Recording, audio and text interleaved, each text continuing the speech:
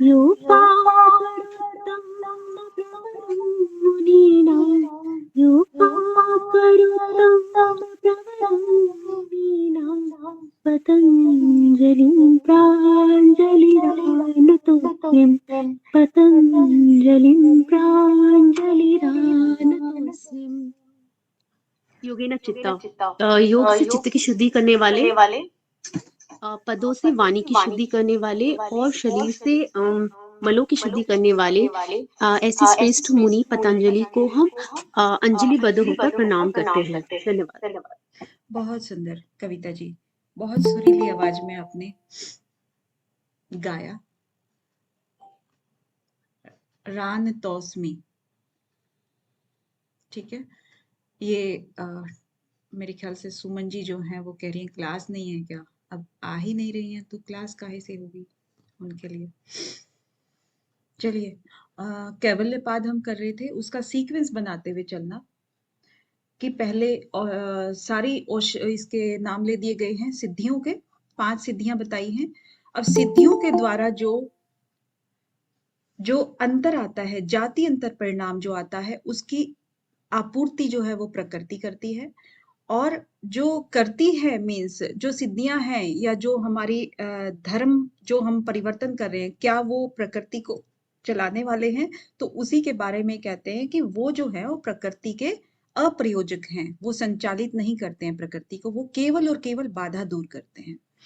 फिर जो धर्मांतर परिणाम के अंदर जो चित्त निर्माण किए थे, तो वो चित्त निर्माण कौन करता है? अस्मिता करती है। अस्मिता नामक जो हमारा चित्त है, जो मेन चित्त है, वो चित्तों का, अन्य चित्तों का निर्माण करता है। और वो सभी चित्त जो है प्रवृत्ति के हिसाब से वो अलग अलग होते हैं और उनका संचालित भी वो एक ही चित्त करता है, अनेक चित्तों का। ठीक है। फिर कहते हैं तत्र ध्यान जयम अनाशयम, उनको ध्यान के द्वारा अनाशय कर सकते हैं। और अब ये किसको अनाशय करने की बात कही गई है? वो कर्माशय है, जिसको कि हम अनाशय कहते हैं, है ना, अनाशय करने की बात करते हैं। अब ये कर्म जो आया है, जो इनडायरेक्टली आया है, इसी कर्म को बताते हैं महर्षि पतंजलि कि 4 प्रकार के भेद होते हैं।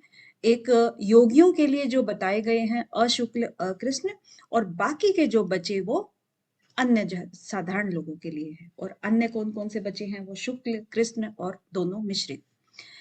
अब ये कहते हैं कि वो जो गुण है या जो कर्म है, उन्हीं के अनुसार जब वो विपाक करते हैं, जब वो फल देते हैं, तो हमारी जो अभिव्यक्तियां होती हैं, हमारा जो व्यवहार होता है, हमारे जो गुण होते हैं, इच्छाएं होती हैं, वो उसी के अनुरूप ही प्रकट होती हैं। ठीक है, जो हमने पहले कर्म का अभ्यास किया हुआ है। 9th वाले सूत्र में कहते हैं कि जाति देश काल वहविता नाम, यानी कि अगर इन 3 चीजों की के अंदर अंतर पड़ जाता है, वहवित हो जाता है, बाधा आ जाती है, तब भी हमारे जो है ना स्मृति और संस्कार लगभग वैसे हमें याद आ जाते हैं, एक ही रूप से होते हैं, उसी प्रकार के होते हैं। तासाम अनादित्वम च आशीषो नित्यत्वात्। और ये सब जो होता है कि जाति देश काल, यानी कि ये जो स्मृति संस्कार बने रहते हैं, किसके कारण से? क्योंकि हम जन्म ले रहे हैं, मृत्यु को प्राप्त हो रहे हैं, जन्म ले रहे हैं, मृत्यु को प्राप्त हो रहे हैं, जन्म ले रहे हैं, मृत्यु को प्राप्त हो रहे हैं, है ना। तो ये चक्र है सारा का सारा, ये चलता रहता है, चलता रहता है।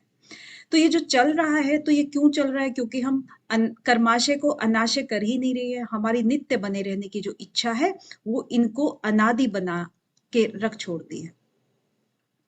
किसको? वासनाओं को। और ये वासनाएं जो हैं, इनके संग्रह के 4 कारण बताए हैं। वासनाओं के संग्रह के 4 कारण। हेतु, इसका कारण क्या है वासना का?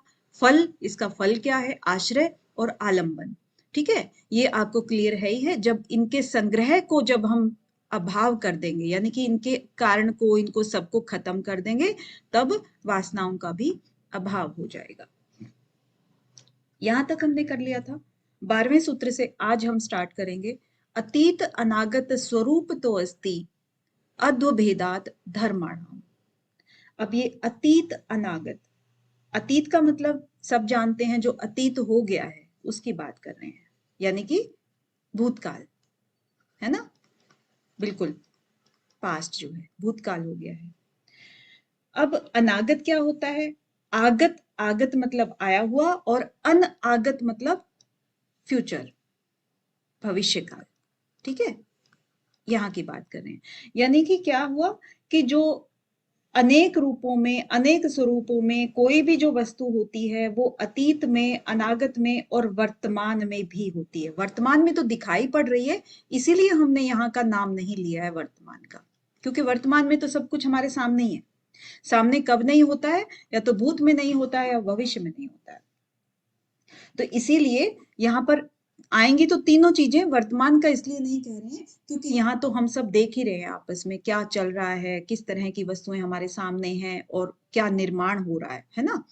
लेकिन जो कहते हैं स्वरूप तो अस्ति, इनका स्वरूप तो रहता है, किसमें, भूतकाल में भी रहता है और भविष्य में भी रहता है। अध्व, अस्ति का मतलब है, होता है, स्वरूप से है ये। और अध्व, अध्व का मतलब क्या हुआ, समय से या काल से इसका मतलब लिया गया है। ठीक है, समय या काल आप कुछ भी कह दो। अध्व, भेदात, यानी कि काल के भेद से, काल के अंतर से, इसका जो दोनों का मीनिंग अगर निकालेंगे तो। धर्माणा, धर्माणा मतलब जो धर्म में जो अंतर होता है वो किसके कारण होता है, काल के कारण होता है। काल में जब भेद हो जाता है तो धर्म में भी उसके भेद पड़ जाता है। ठीक है, और होते वो कहाँ हैं, वो अतीत में भी होते हैं, अनागत में भी होते हैं और वर्तमान में तो हैं ही हैं। लेकिन जब समय में अंतर पड़ गया, यानी कि आपने भूतकाल में कोई चीज थी, समय था एक ये वाला है ना, इसको आप एक काल का एक हिस्सा है, और वर्तमान एक काल का हिस्सा है। और इसके बाद भविष्य एक काल का हिस्सा है। अब यहाँ पर घड़ा जब बन रहा है तो क्या है, ये मिट्टी है, सिर्फ खेत में पड़ी हुई है। वर्तमान में घड़ा बन चुका है और भविष्य में ये घड़ा बन के टूट भी चुका है। ठीक है, तो यहाँ पर क्या हुआ कि ये जो अभी हम प्रेजेंट में देख रहे हैं तो घड़ा यूज कर रहे हैं हम, इससे पहले भूतकाल में वो घड़ा बन के टूट चुका था। मतलब ये उल्टा है, भविष्य में इसके अंदर घड़ा है और भूतकाल में वो घड़ा बन के टूट चुका है, क्योंकि वो घड़ा बन के उसके टुकड़े पड़े हुए हैं इसके अंदर। ठीक है, तो ये भी हम नहीं देख सकते हैं कि आने वाले टाइम में इसका क्या होगा। यानी कि ये जो आज है, जो घड़ा है, इसको हम अभी तो सिर्फ कल्पना ही कर सकते हैं कि हर चीज का फ्यूचर अगर क्षय है तो ये भी क्षय हो जाएगा कभी ना कभी, लेकिन दिख तो नहीं रहा है ना, दिख तो हमें साबुत रहा है। ठीक है, और ऐसे ही अगर भविष्य की बात करें तो भविष्य में जो मिट्टी के अंदर जो भी चीजें छुपी हुई हैं वो आने वाले टाइम में कभी बाहर आएंगी, अभी नहीं आ रही। तो अद्वभेदात यानी कि काल का जो भेद है उसके अंदर फिर धर्म अपने आप ही परिवर्तित हो जाता है किसी का भी। ठीक है, अगले सूत्र में इसको थोड़ा सा और एक्सप्लेन कर देते हैं कि ते व्यक्त सूक्ष्म गुणात्मनः, यानी कि ये ते व्यक्त, ये व्यक्त होता है कभी तो और कभी सूक्ष्म हो जाता है। यही चीज ये कह रहे हैं जो अभी हमने इसमें डिस्कस करी, सेम चीज वही है कि ते का मतलब है जो उसके गुण हैं, जो धर्म के अंदर जो गुण परिवर्तन आ रहे थे उनकी बात कर रहे हैं। तो व्यक्त, तो किसी भी वस्तु की क्या है, दो अवस्थाएं होती हैं, एक तो व्यक्त होती है, एक सूक्ष्म होती है। कोई भी वस्तु लगा लो, है ना, एक व्यक्त होती है और एक सूक्ष्म होती है। व्यक्त कब होती है, अब इतना तो आप समझ ही गए होगे, कैवल्य पाद तक आ गए हो तो। व्यक्त कब होती है,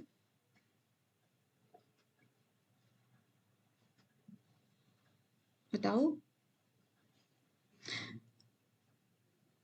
बिल्कुल, जो अभी है, अभी अभी हम इसी की बात कर रहे थे ना, वर्तमान की। वर्तमान में जो भी टाइम चल रहा है इट मीन्स व्यक्त है, सारे के सारे मेरे सामने आप सब हैं। ठीक है ना, क्लास चल रही है, जो अभी करंटली जो कंटिन्यू हो रहा है वो वर्तमान है, तो व्यक्त है। अभी इसमें सब कुछ हमें दिखाई दे रहा है। सूक्ष्म कब हो जाता है, सूक्ष्म मतलब छोटा, या जो हमें अपनी आंखों से दिखाई नहीं पड़ता है, वो कब हो जाता है, या तो भूत में होता है या भविष्य में होता है। ठीक है,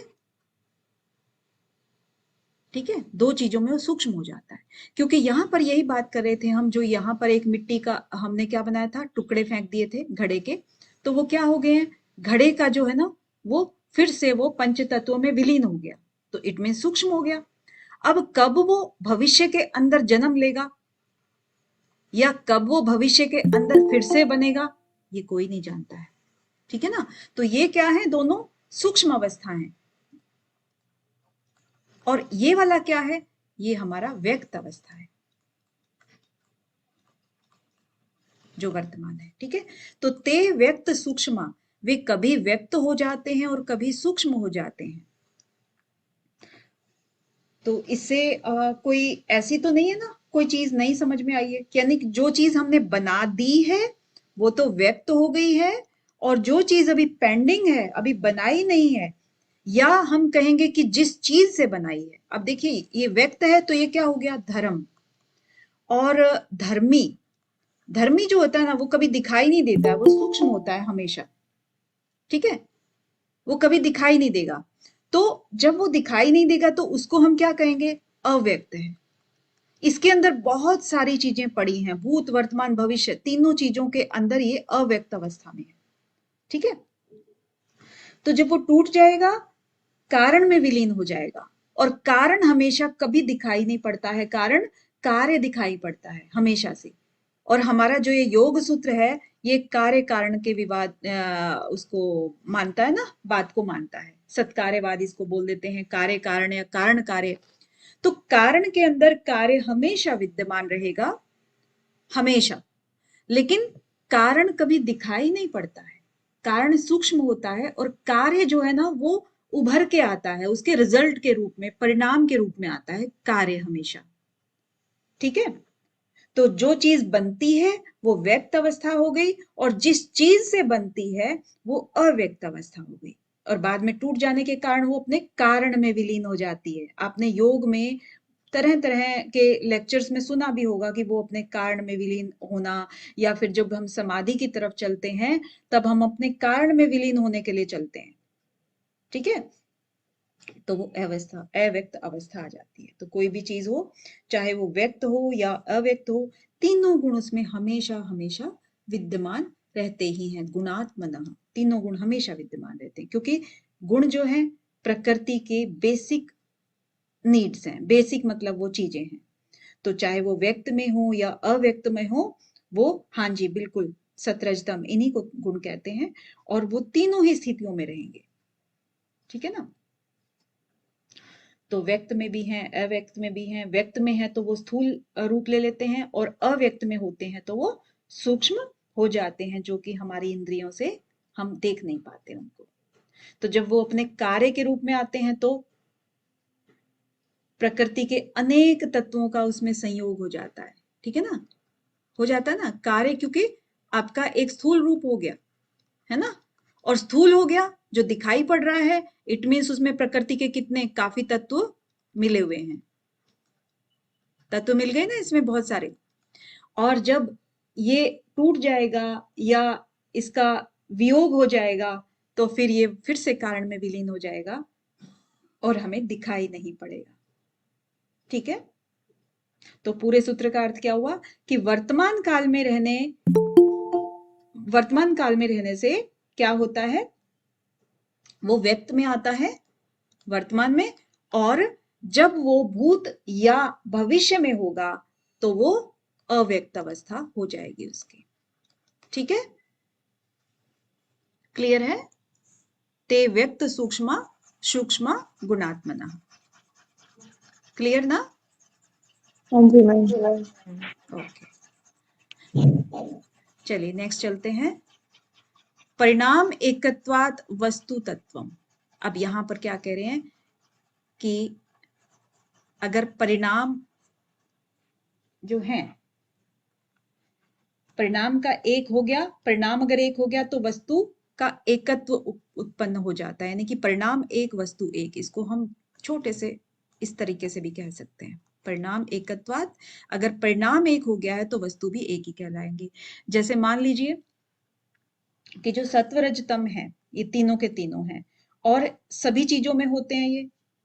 तो ईश्वर क्या करते हैं कि जो ये सारे के सारे पदार्थ हैं, इनको उचित मात्रा में संयोग करते हैं। जैसे मनुष्य का ही बनाया उन्होंने, मनुष्य का शरीर बनाया, तो जाहिर सी बात है कि हर रेशो को बहुत ही सोच समझ के उन्होंने बनाया। तभी तो ये चल रहा है। बीमारी अगर कोई आती है तो बॉडी हमारी अपने आप उसको लड़ने के लिए तैयार रहती है ना।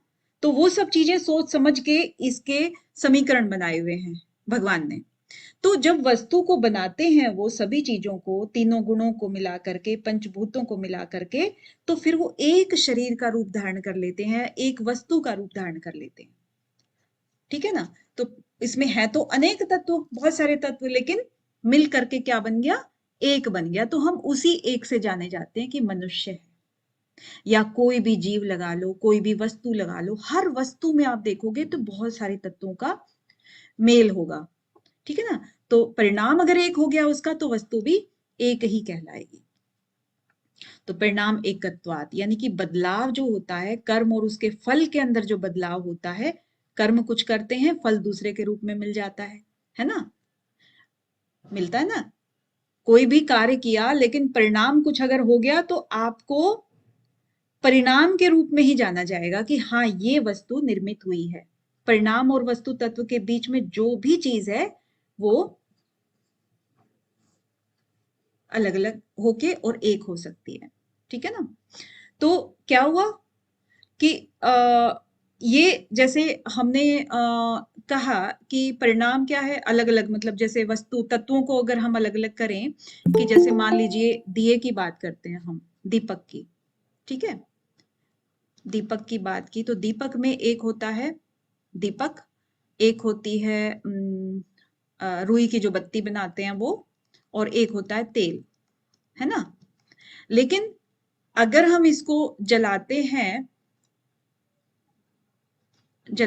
अगर, तो इसको सारे को ही हम दीपक कहते हैं। वस्तु तो इसमें तीन मिली हुई है, लेकिन क्या है, ये दीपक जला दो, है ना। अब उसको प्रिपरेशन करनी पड़ेगी, वो अलग। इसमें तेल भी है, इसमें दीपक भी है, इसमें बत्ती भी है। ठीक है, और इसमें रोशनी हो गई है, तो ये कार्य ही कहलाया जाएगा बस, ना कि ये अलग अलग कि भाई ये दीपक बत्ती तेल सब कुछ ऐसे ऐसे, ये चीज नहीं होती है। राइट। और इसके आगे क्लियर है ना, ये आगे बढ़े।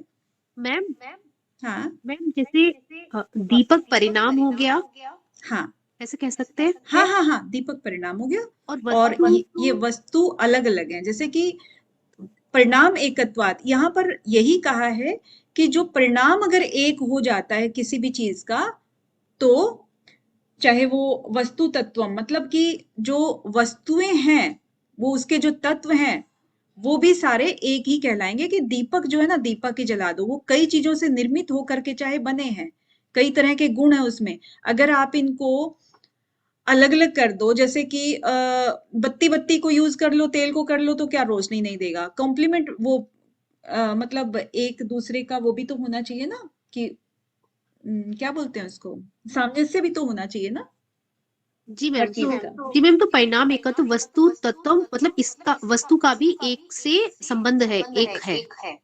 हाँ, वस्तु एक, वस्तु हाँ, तत्व मतलब जो भी वस्तु तत्व, जो कोई भी वस्तु है, वो भी वस्तु एक ही एक ही। कहलाई जाएगी। जी मैम, जी ठीक। ठीक है, ओके। तो नेक्स्ट आता है 15th वाला, कि वस्तु सामे चित्त भेदात्यो विभक्तः पंथा। अब यहां पर भी देखिए कि वस्तु सामे, वस्तु जो एक दिखाई पड़ती है, एक वस्तु होने पर भी जो चित्त के भेद हैं हमारे अलग अलग, जैसे यहाँ पर कितने भी हैं, लेकिन सबके दिमाग में अलग अलग चीजें जा रही होंगी। ठीक है, तो वस्तु भेदात, सबके भेद अलग अलग होते हैं, लेकिन वस्तु चाहे एक ही हो। तो विभक्त पंथा, यानी कि उनके जो रास्ते हैं वो अलग अलग हैं, सोचने के समझने के। इसको थोड़ा सा और एग्जाम्पल के थ्रू हम देखेंगे।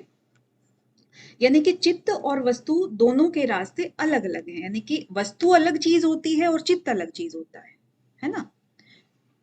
वस्तु और चित्त ये दो चीजें हैं, मान लीजिए। अब वस्तु सामने इसने कहा कि वस्तु तो एक है, मान लो, है ना। लेकिन चित्त क्या है हमारे, हम जितने भी हैं 15 लोग हैं अगर, तो 15 के चित्त जो हैं वो भिन्न भिन्न है। ठीक है, वस्तु सामे चित्त भेदात। ठीक है, विभक्त पंथा, यानी कि वो सब जो एक वस्तु को जब वो ज्ञान प्राप्त करेंगे तो वो भिन्न भिन्न प्रकार से करेंगे, ये कह रहे हैं।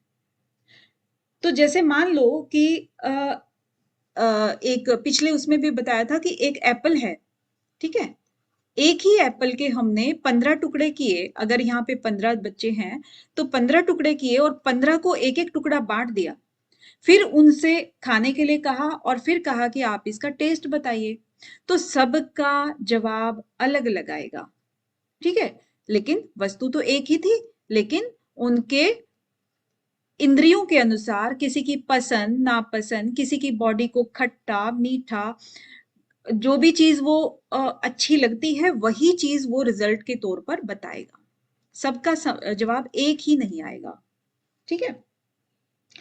अब यहां पर इन्होंने ये कहा तो क्यों कहा होगा, एक ये चीज आ जाती है। वैसे तो देखिए इन्होंने कहा कि वस्तु है, वस्तु के बारे में चित्त के बारे में बातें करते ही आए हैं, लेकिन इनके कहने का एक क्या सेंस रहा होगा महर्षि पतंजलि के, क्योंकि उस समय में जब इन्होंने योग सूत्र लिखा था उस समय में बौद्ध विचारधारा जो है ना वो चरम सीमा पे थी, आपको पता ही होगा, वही दौर था सारा का सारा, बौद्ध का भी, जैन का भी और योग सूत्र का भी, लगभग एक ही टाइम स्पैन हम कह सकते हैं, ठीक है। तो उसमें एक चीज थी, जैसे उनको हम बौद्ध धर्म के जो समर्थक हैं उनको विज्ञानवादी भी बोलते हैं, तो वो कहते हैं कि जो संसार है ना, यहाँ पर जो ये 15वें सूत्र में इनको क्यों कहना पड़ा, ये कहते हैं कि जो बौद्ध धर्म है और वो किस रूप में संसार को देखते थे, संसार है उनके लिए एक क्या है, सत्ता नहीं है संसार की, ये सब माया है। वेदांत में भी यही चीज कहते हैं कि जो ये सिर्फ माया है, झूठी माया है, और ये क्या है, हमारे चित्त का केवल एक प्रतिबिंब है, ठीक है, चित्त का क्या है, प्रतिबिंब है बस ये, और असली में कुछ नहीं है, ये सब छलावा है। जैसे मनुष्य जो है वो धूप में जैसे छाया बनती है ना उसकी, वैसे ही ये संसार हमारे चित्त का एक प्रतिबिंब मात्र है बस, ठीक है ना। अब इसी का जवाब ये महर्षि पतंजलि यहां पर दे रहे हैं, कहते हैं अगर यहां पर ये माया होती, अगर हम कहते कि भाई ये माया है, तो ये माया तो सभी के चित्तों को समान दिखाई पड़ती ना, जितने सबके आप और हम सबके जो चित्त हैं, अलग अलग चित्त हैं ये, तो सभी को ये माया तो समान दिखाई पड़नी थी, सभी को ये होना था कि हाँ इसका आकार प्रकार सब एक ही जैसा है। लेकिन क्या यहाँ पर ऐसा है, यहाँ पर तो ये कह रहे हैं कि मान लीजिए अगर एप्पल को हम माया कह लें तो एप्पल को तो सभी चित्त जो है ना अलग अलग तरीके से देख रहे हैं, लोग अलग अलग तरीके से बता रहे हैं सबके सब, कोई अच्छा बता रहा है कोई बुरा बता रहा है। तो यहाँ पर माया जो है माया नहीं है ये हमारे चित्त का अगर प्रतिबिंब होता तो सबको एक ही जैसा दिखाई पड़ता ना, एक ही जैसा ज्ञान होता सबको, तो ये चीजें सब की सब एक जैसी नजर कहाँ आ रही है हमें, तो इसी को कह रहे हैं यहाँ पर। कोई भी मकान है, मकान अगर कोई बनाता है बंदा तो वो कहता है ना कि भाई ये अपनी तरफ से तो सबको ही अच्छा बना बताता है, लेकिन जो भी लोग देखने आते हैं अपने अपने राय देके चले जाते हैं, अरे यहाँ ऐसे ही करा लेते वहां वैसे करा लेते, भाई जिसने कराया है उसने तो अपनी तरीके से सब अच्छा ही कराया है ना, तो फिर इसका मतलब चित्त सबके अलग अलग हैं, तो ये सब विभक्तपन था, यानी कि उनके रास्ते अलग अलग हैं, किस किस के, वस्तु और ज्ञान का या चित्त का हमारा रास्ता अलग अलग है, ठीक है, क्लियर है। जी मैम। जी मैम।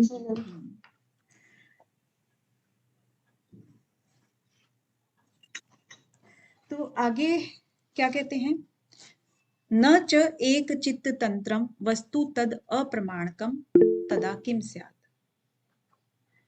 अब जैसे कि मान लो कह ही रहे हैं ना कि दोनों की अपनी अपनी सत्ता है, सब कह रहे हैं है ना, वस्तु की अपनी है, चित्त की अपनी है, और पुरुष की अपनी है ना, और चित्त और वस्तु तो चलो प्रकृति में आ जाते हैं, है ना, ये तो प्रकृति में आ गए, और पुरुष की भी अपनी एक सत्ता है, यानी कि दोनों की अपनी अपनी सत्ता है, कोई भी इसमें इंटरफेयर नहीं करता है।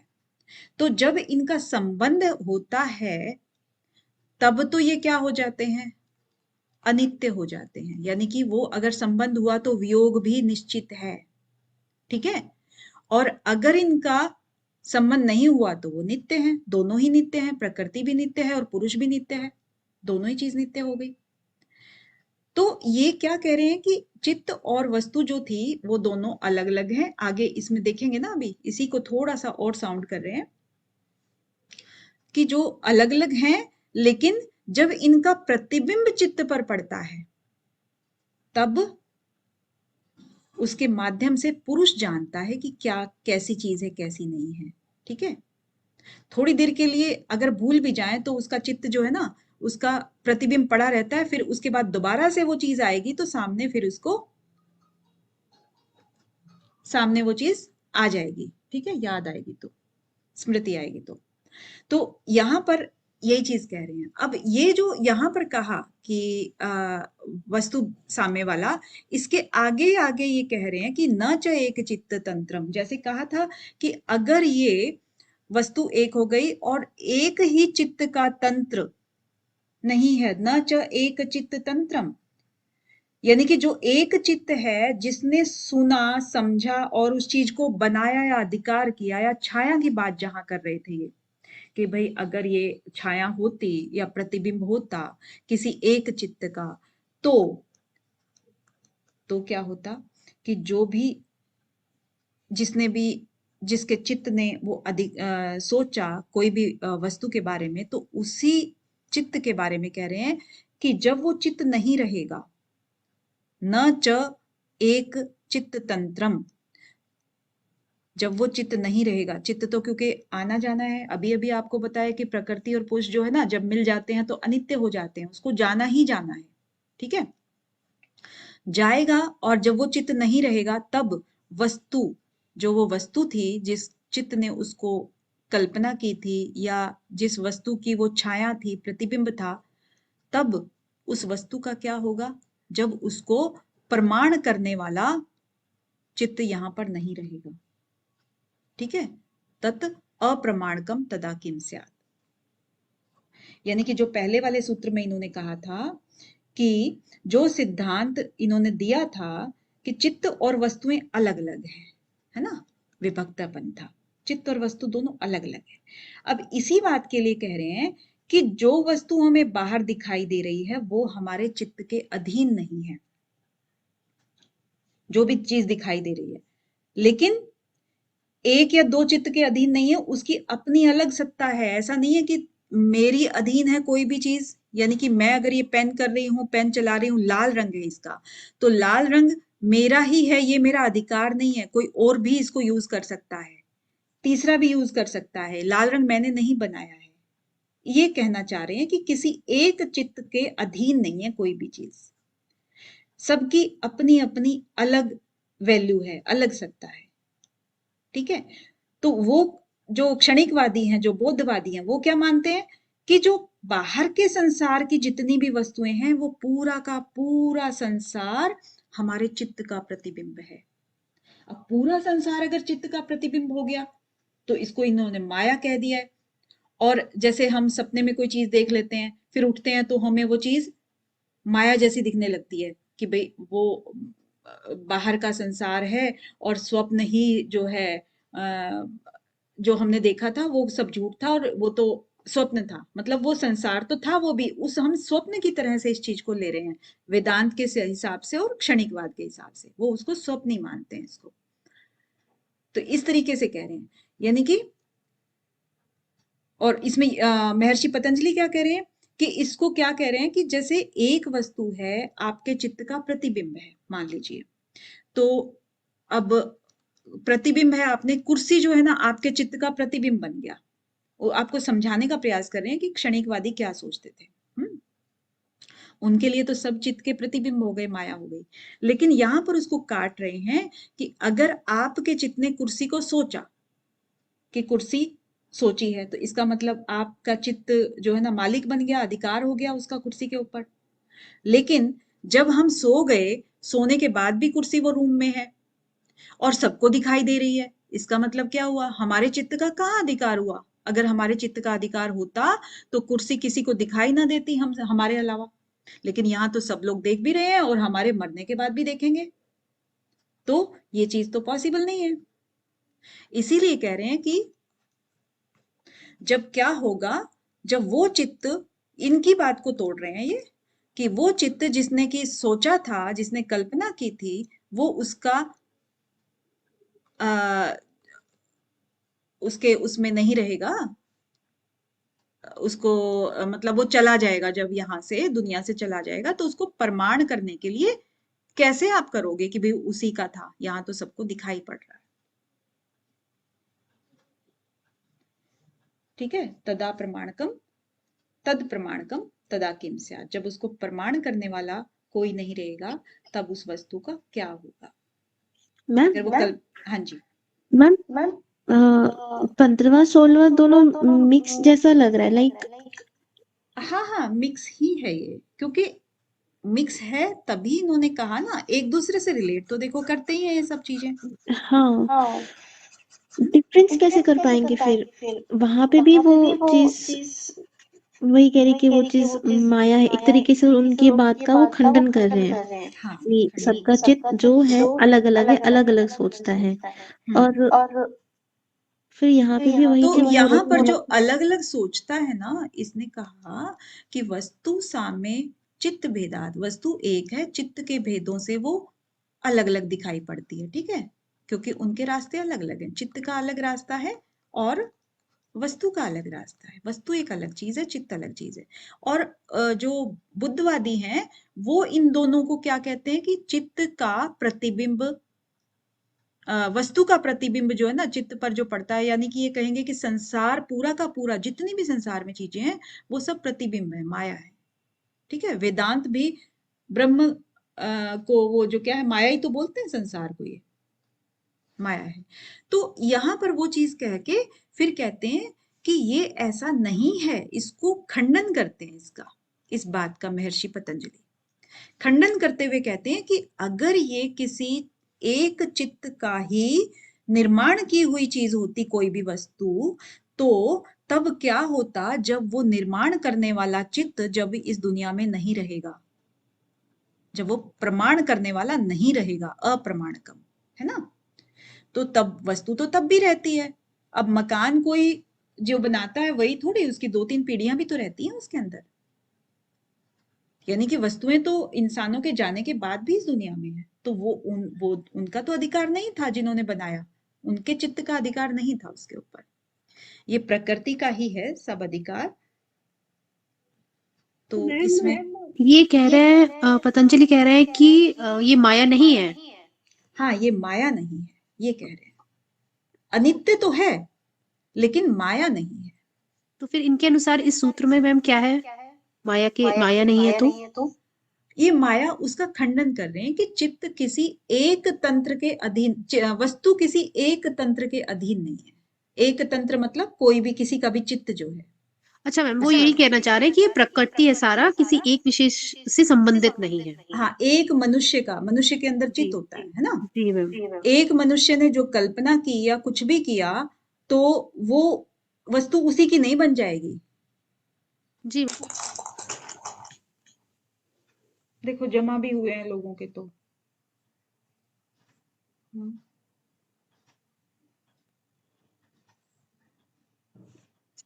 मैम मैं आज कर दूंगी, मैंने अभी किया नहीं है। मैं भी अब पता नहीं एक्सेप्ट होगा कि नहीं होगा, मुझे आइडिया नहीं है अभी।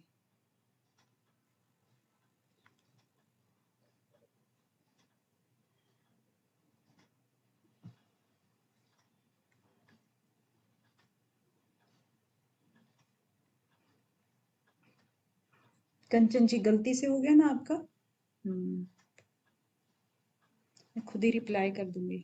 मैम मैं भूल गई थी, गलती से नहीं हुआ है। अच्छा, भूल गई थी।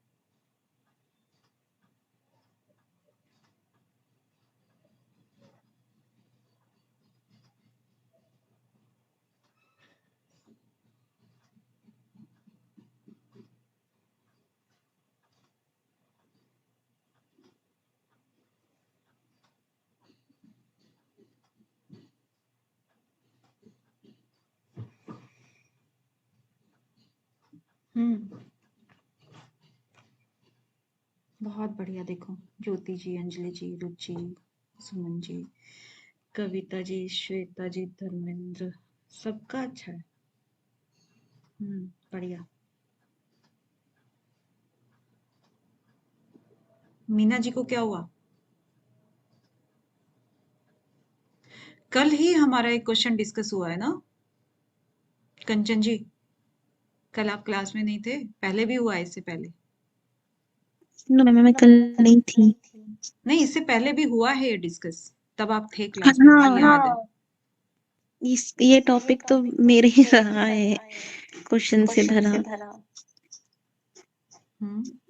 आंचल जी हैं क्या अभी क्लास में?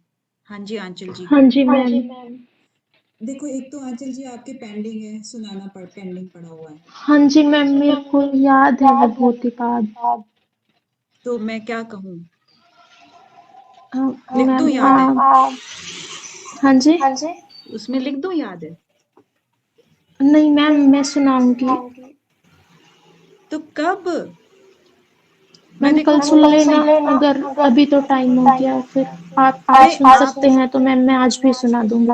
नहीं, आप अपनी वीडियो रिकॉर्ड करके डाल दो, जो भी अभी रहते हैं, लेकिन जल्दी से जल्दी डालो आप, ऐसे नहीं, लेट नहीं करना। Okay ma'am.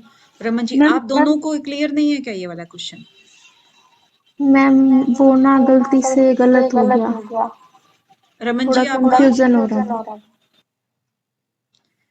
मेरा भी मैम गलती से ही टिक हुआ है, मेरे को तो क्लियर था कल, ये मेरा रॉन्ग था कल ये क्वेश्चन, तो पर मैंने कल तो आज आपने भी ही तो रॉन्ग कर पूछा था दिया। ये कि क्या है इसका मतलब, है ना? जी मैम, ये भावनात्मक का संशय और प्रमाद वाला। हाँ, तो क्लियर है ना? किसी को कोई पूछने की जरूरत तो नहीं ना इसमें? आगे बढ़े? जी मैम। बाकी ये देखो, ये कितनी बार करा चुके हैं, लेकिन हर बार किसी ना किसी का 100% नहीं आता है इसका रिजल्ट। ऐसा क्यों है? वस्तु सामे चित्त भेदात विभक्ता पंथा, ये इस पे सही जा रहा है ना?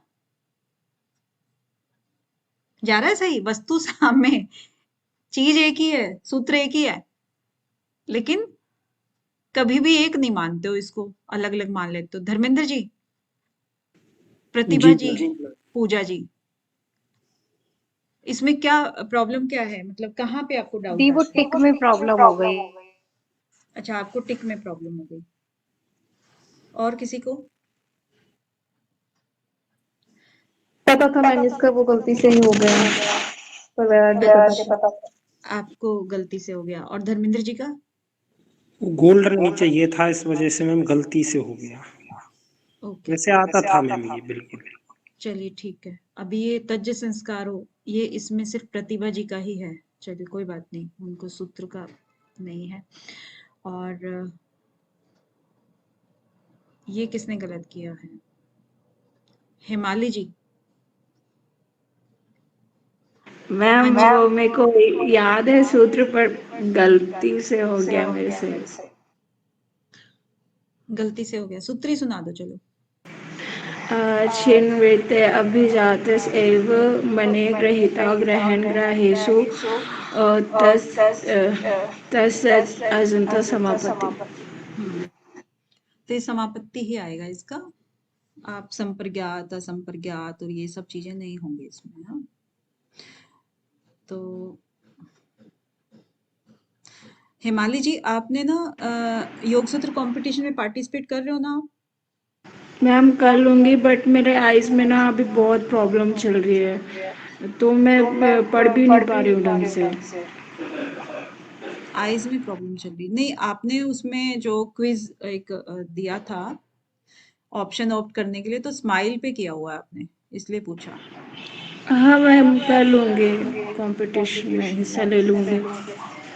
महर्षि पतंजलि के अनुसार भोग और अपवर्ग का संपादन करना किसका प्रयोजन है? मैम मेरी इसमें गलती है। हाँ आप बताओ, इसमें क्या आपको क्यों गलती हो जाती है? मैम पता नहीं क्यों गलती हो जाती है, हमेशा यही गलत होता है, बाकी सब तो क्लियर हो जाता है, यहाँ क्यों अटक जाती है मुझे नहीं पता चल रहा। सब सेम लगता है, पता नहीं ऐसा लगता है मुझे नहीं, सेम फिर से हो रहा है। दृष्टा और दृश्य, इसमें आप भेद करना सीख जाओ पहले तो, फिर गलती के शायद चांसेस कम हो जाएंगे। ठीक है, इसको बार बार आप देखो, दृष्टा कौन है, दृश्य कौन है। हाँ, आप घर में भी कोई चीज देखते हो तो आप देखो कि दृष्टा मैं हूं और कोई किस चीज को देख रही हूं, तो दृश्य है मेरा, मेरी आंखों का दृश्य है। ये दृश्य बहुत अच्छा है। तो हम किसके बारे में बात कर रहे हैं, ये किसके जो हम बारे में? देख जो हम देख प्रकृति के बारे में मैम। प्रकृति के बारे में बात कर रहे हैं। ठीक है, जो दृश्य हम देख रहे हैं बहुत अच्छा दृश्य है, बहुत खराब दृश्य है, ये है वो है। तो दृश्य मतलब प्रकृति, और दृष्टा देखने वाला। देखने वाला कौन है? मैं पुरुष। हाँ, मैं। तो इसका थोड़ा सा बार बार अभ्यास करोगे ना, तो दृष्टा और दृश्य में आपको अंतर समझ में आएगा, क्योंकि आपका हमेशा से ही है। और बहुत चीजें ऐसी होती हैं जो चाहते ना चाहते हुए हमसे कोई चीज छूट जाती है, मतलब वो चीज हमें समझ में देर से आती है। ऐसा नहीं कि आ नहीं सकती है, समझ जाएंगे उसी टाइम पे, लेकिन कुछ दिन के बाद फिर से लगेगा कि हाँ कंफ्यूज हो गए हैं हम।